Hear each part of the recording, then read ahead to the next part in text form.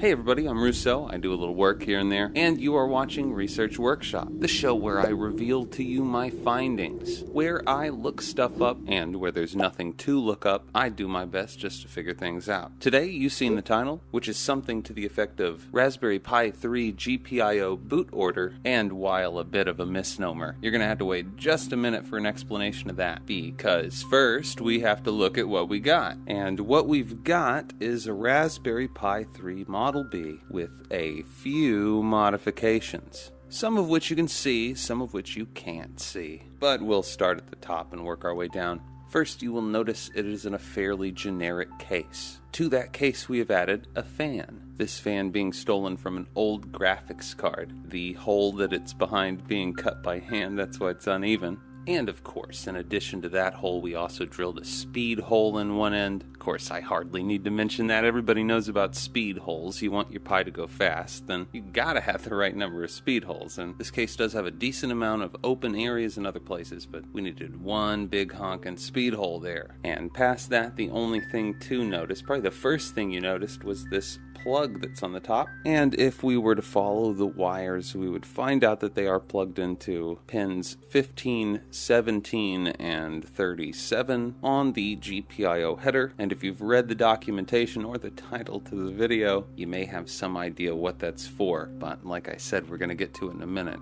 First, we have at least one more accessory to look at, because we have seen a plug, but we haven't seen what plugs into it yet. So that would be this cable, which is wired into a couple of buttons. Now, these are just buttons that I had, and you can see I've just sawn them off of other circuit boards, things that were dead, but the buttons can live on.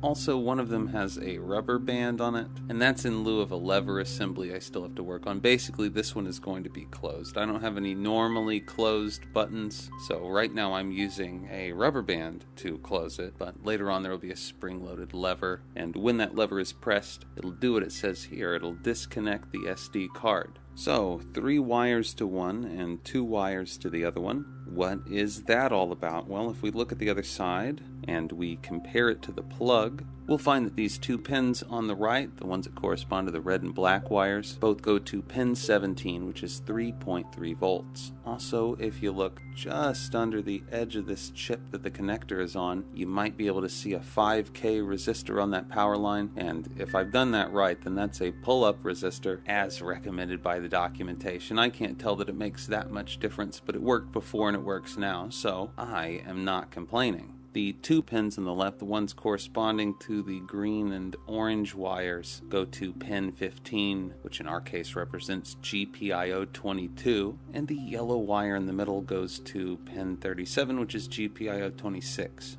So, yeah, that's about it. That's about all the setup that I can muster. So now we're going to go on to the nitty-gritty of the facts, so we can figure out what this does, how it works, and maybe why it works that way, or why it has to work that way. So, back to the title, boot order. By default, the Raspberry Pi loads from the SD card slot on the back. Granted, you can edit config text to add a line that makes it possible to boot from other sources such as the USB or a network drive or NAND, I want to say, though I don't think that's completely supported at the moment. What I want to do is a little silly. I want to make what I guess you'd call a hobbyist computer. So think like a Commodore 64, a VIC-20, or an Apple II, something where it's a keyboard that is part of the computer and a monitor that maybe sits on top of that, who knows. And the heart of it is going to be the Raspberry Pi, but I also want to have a cartridge slot, and I know that's another silly thing, but why not, right? I should be able to do it. And so the desired functionality would be that if you start it like it is, it loads from the SD card. And I'm going to use RISC OS for that because it seems appropriate. If, however, you have inserted a cartridge, I think it should load directly from the cartridge and skip the SD card slot. But by default, there's a problem. And that is because of the boot flow, which I've linked this documentation in the description. It's on the raspberrypi.org website, and there's a lot of other stuff there, but this document at least touches on all the things that I'm going to talk about. So, right, booting. Basically, you plug the power in, and the GPU is the first thing that powers up. It in turn goes and reads some one-time programmable bits, and these bits, as you can imagine, are 0 by default. One of them, the Program USB Boot Mode bit, enables booting from USB drives, and without that bit set, it will not boot from a USB drive. And I think it's the same for NAND and SPI or any of that. And I mean, there's plenty to talk about here, but really what we're interested in is boot order. So the idea is it checks everything that has been enabled, but in this order: primary SD, secondary SD, NAND, SPI, USB. So we want it to boot from the USB first, but by default it will never do that. Of course, that's where Program GPIO boot mode comes in, but it is not without its own set of limitations. So what does it do? Maybe you've read this documentation before and it's just not very clear. But in short, if you were to put Program GPIO boot mode equals 1 into config text and restart the system, your system would no longer boot normally. You could plug it in, the red light would turn on, it looks something like this, but the green light would never flash. Never, never, ever. And coincidentally, this is why you should never put in Program GPIO boot mode equals 2, because then you won't be using GPIO 22 to 26, you'll be using 39 to 43, and those aren't on the Raspberry Pi, so that little guy just won't turn on. Of course, there are ways around that. You can get a compute module, I think, and it does have those pins, but it's going to be a long and arduous road, and you're never going to be able to get it back, because these are one-time programmable bits. And while there's basically no risk in enabling the USB boot mode, you can see how there might be quite a bit of risk to this, especially if you don't have, I don't know, jumper cables or whatever you call these things. So again, we go SD1, SD2, NAND, SPI, USB, and we want to load the USB first, as it were, when a cartridge is inserted. And we'll talk about what I'm using for cartridges in a minute, but the point here is no matter what we do, we can't make USB boot first. Fortunately, or maybe unfortunately, what GPIO boot mode does is, by default, it disables every boot mode. So that's why the red light turns on and it doesn't start. Every boot mode is disabled, so you have to use one or more of these 5 pins, GPIO 22 to 26, and you have to pull those pins high. The default is 0, and the processor checks to see if it is not 0, and if it's significantly different from 0, then it boots. So let's go back to our 2 buttons. Now, the way these buttons work, they've got a top side that's always connected and the bottom side that's always connected, and when you push the button, it connects the top to the bottom. So the SD card disconnect button permanently connects GPIO 26 to the 3.3 volt supply, and when you push the button, which again this button will be pushed by default, it will also connect GPIO 22 and the SD card will boot, because you know it boots first all the time. When you insert a cartridge and the little spring-loaded lever is lifted, the SD card will be disconnected, or effectively disconnected, and it will boot from the cartridge. The other switch is for such instances where you don't have a cartridge with a boot file where it can boot on its own, or that is, I guess, if you have a program for RISC OS and you want to run it from there, from the cartridge, then you can hold this button, and it's going to go to a logo-shaped button somewhere on the computer, where if you hold that button when you start the computer up, it will bypass the cartridge, hence cartridge bypass. And this one is left normally open, and it's the same thing as the other button, except it doesn't have a wire on the 3.3 volt side going to GPIO 26, because again, that one is always connected through the other button. So that is how I do that, but you don't have to do it this way with multiple little buttons, as this is for a really particular usage. So I don't know, you might want to use a standard sliding switch with multiple stops, and it doesn't have to be like this with just 2 stops. Theoretically, you could have 5 different stops. Of course, like I said, I don't think that NAND is going to work exactly right. I don't think it's been tested as of, well, now. And the secondary SD card would have to be wired directly into the Raspberry Pi, so you probably won't be using that. But 3, you could do 3. You could do SD card, Ethernet, and USB, and that would work all right. Or I think it would work all right. I haven't tried it. I've just tried this. But yeah, that's basically all of that, though there is one more thing to mention, and that is that you have to check your firmware date, because all of this is a fairly new development. Apparently there was a bug or a don't know what you call it, but it was not programmed properly. So basically, you think program GPIO boot mode equals N, and it's either 1 or 2, and my guess is that this all ends up as binary, and somebody didn't take that into account, because the wrong bits were being written. It wouldn't brick your Raspberry Pi, but it wouldn't do anything, and, well, you wouldn't be able to make it do what you wanted again later. And in addition to that, it seems like maybe if you tried before October 2017, updated your firmware, and then tried again, it might technically brick your Raspberry Pi, but it's not bricked. You just have to spend, well, however much it is for a compute module, and then keep that plugged in all the time. So yeah, technically not bricked, but definitely not as useful as it once was. But yeah, 1 in binary is 1, and 2 in binary is 10, so maybe that caused the problem. It's like a logical shift left, but yeah, I don't know.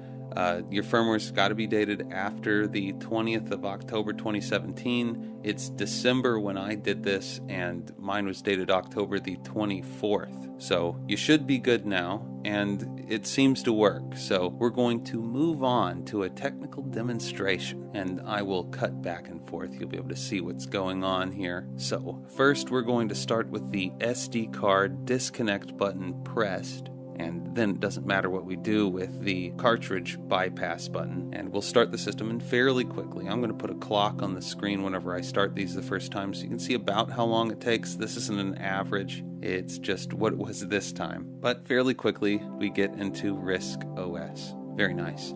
And I do want to make some alterations to this. I think I'm going to have to edit the kernel, and I'll need the disgustingly titled NutPi software suite, or at least the desktop development environment to do that. So maybe you get a video on that later. I don't know. It depends on whether they ship to the United States. I'm sure they do. It's just an SD card. But why they don't offer a download, I will never know. Regardless, let's get this shut down and pull up that button. These rubber bands work pretty well. I just pull, and I don't know if you heard it, so I'll do it again. These rubber bands provide enough strength to hold this button down, but not to press the button down. So if I press it, you can see it stays pressed. But if I pull just a little bit on the rubber band on either side, it pops back up. So we'll assume that is not pressed now, and we'll start the system again now. This time, well, the green light's not... Oh, well, okay, there's the green light.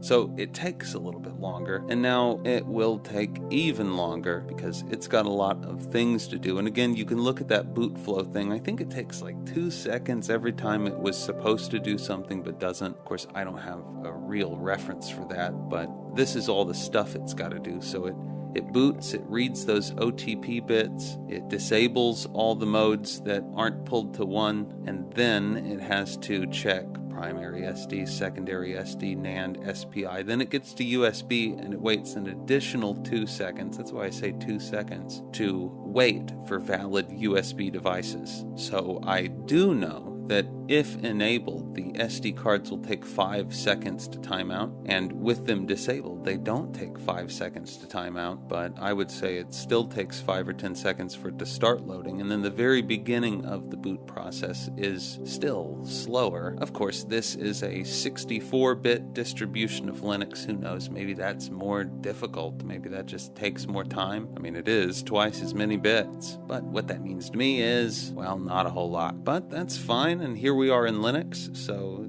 that worked, and we can shut down Linux. And now we're going to try it by holding the cartridge bypass button. So the SD card disconnect is still unpressed, and we are going to press the cartridge bypass button and plug it back in. And as soon as it started, we can stop holding that button. But we know it's RISC OS because that green light started flashing right away. Or at the very least, we know it's the SD card. And I suppose that brings us to our final that is that, because you've seen what we got and how it works, and a practical demonstration. And from here, there are a lot of things to do with this, chief amongst which is the creation of the computer case. And on screen now is a cartridge mock-up. This is based on an NES cartridge because that's what I'm using right now. But I've already got another design in mind. The real difficulty here, of course, is building the thing because I'm not going to 3D print it. That's too low effort. No, I'm going to make this like I make everything else, and that's out of paper, some sort of paper, craft liner board or cardstock or paper, and I think this is exactly the sort of big project that I need. Of course, once all of that is done, I have to start working on, well, programs. You've seen the stuff that I did in Unreal Engine, and I know that I'm not going to be able to recreate that exactly, but I was using sprites, so I think I might be able to get pretty close. But like I said, I'm going to need that desktop development environment and a lot of those other NutPi tools. I'm sure that stands for something, but I don't know what.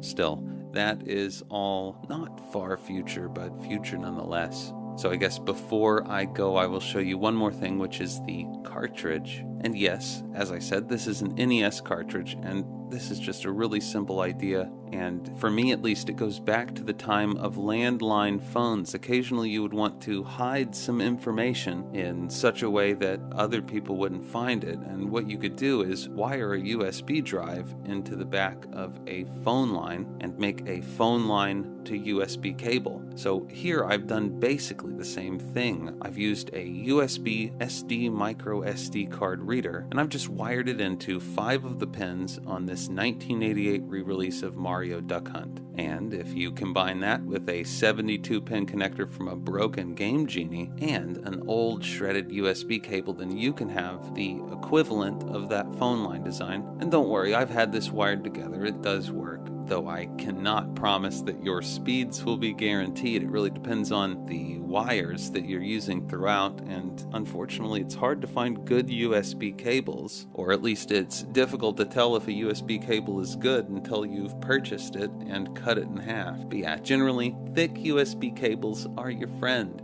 Granted, I bet dipping a USB cable in liquid plastic is a lot cheaper than getting copper wire. But yeah, I think I'll stop this here. I don't want to be too negative for the new year. And with the new year, you're bound to see a lot more of this sort of stuff, as well as a lot of the old sort of stuff. I mean, at this point, they're sort of one and the same. So until next time, this has been the Research Workshop on Russo Works, and I'm Rousseau.